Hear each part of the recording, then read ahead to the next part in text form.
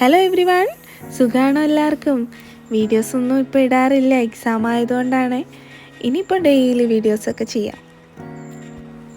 ഇന്ന് പുറത്ത് പോയിട്ട് വരുമ്പോൾ അമ്മ നല്ല ബീഫ് വരട്ടിയത് ഉണ്ടാക്കാൻ വേണ്ടി പോവുമായിരുന്നു.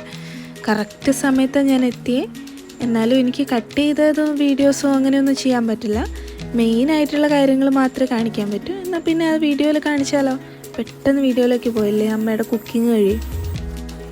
ഒരു പിടി ചെറിയുള്ളിയും ഒരു വലിയുള്ളിയും കട്ട് ചെയ്തിട്ട് നന്നായി വഴറ്റിയെടുത്ത് ഒരു ബ്രൗൺ ആയതാണത്.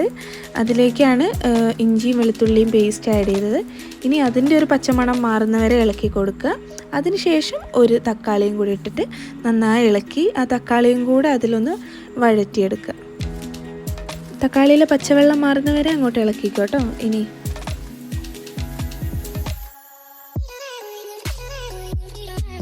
ഇനി മസാല ടൈം. അടുപ്പിൽ നിന്ന് മാറ്റി വെച്ചിട്ട് ഇട്ടാൽ കുറച്ചുകൂടെ ബെറ്റർ, കാരണം പൊടി കരിഞ്ഞാൽ ഒരു ടേസ്റ്റും ഉണ്ടാവില്ല കറിക്ക്.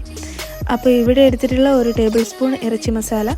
ഇനി ഇത് നന്നായിട്ട് വഴറ്റിയെടുക്കണം.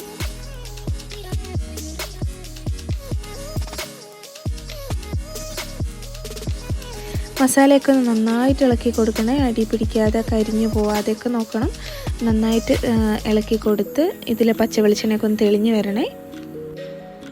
ഇനി മല്ലിപ്പൊടി ഇടാം. മല്ലിപ്പൊടി 1 സ്പൂണാണ് ഇടുന്നത്. എന്നിട്ട് നന്നായിട്ട് ഇളക്കി കൊടുക്കുക. എന്നിട്ട് അതിൻ്റെ ഒരു പച്ചമണമൊക്കെ ഒന്ന് മാറുന്ന വരെ വെയിറ്റ് ചെയ്യാം. കൈവിടാതെ അങ്ങോട്ട് ഇളക്കിക്കും.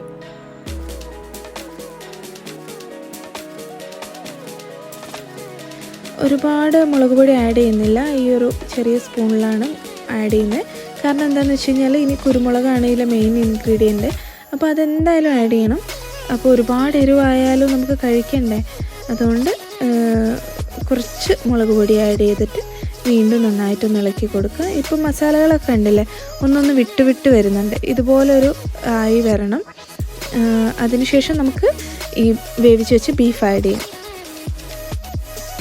ചെറുതായിട്ട് കട്ട് ചെയ്തിട്ട് മുളകും മഞ്ഞളും കൂടെ ആഡ് ചെയ്തിട്ട് 4 വിസിൽ വരുത്തി വേവിച്ച ബീഫാണിത്. ഇനി ഇത് നമുക്ക് നമ്മുടെ മസാലയിലേക്ക് ആഡ് ചെയ്യാം.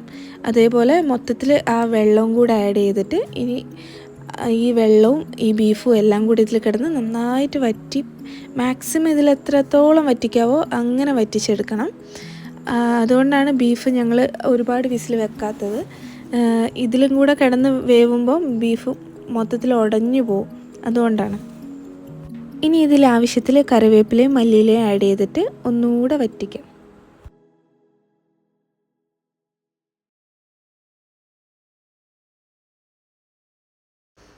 ഓൾമോസ്റ്റ് ഇപ്പോൾ ഇതിലെ വെള്ളമൊക്കെ വറ്റിയിട്ടുണ്ട്. ഇനി ഇതിലേക്ക് കുരുമുളക് ആഡ് ചെയ്യുക. എന്നിട്ട് ഒരുപാട് തിളപ്പിക്കുകയൊന്നും വേണ്ട കേട്ടോ, മാക്സിമം അടച്ചു വെച്ചാൽ മതി. കുരുമുളക് ഇട്ടതിന് ശേഷം നമ്മൾ ഒരുപാട് വേവിച്ച് കഴിഞ്ഞാൽ അതിൻ്റെ ടേസ്റ്റ് കംപ്ലീറ്റ് ആയിട്ട് പോവും.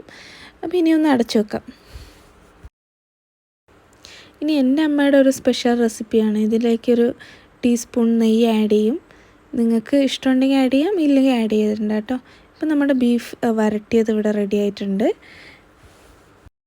മസ്റ്റ് ട്രൈ ആണ്, എല്ലാവരും ഒന്ന് ട്രൈ ചെയ്ത് നോക്കണം. ഞാൻ ചുമ്മാ പറയല്ല, ഉണ്ടാക്കി നോക്കിയാലേ ഇതിൻ്റെ ടേസ്റ്റ് അറിയുള്ളൂ.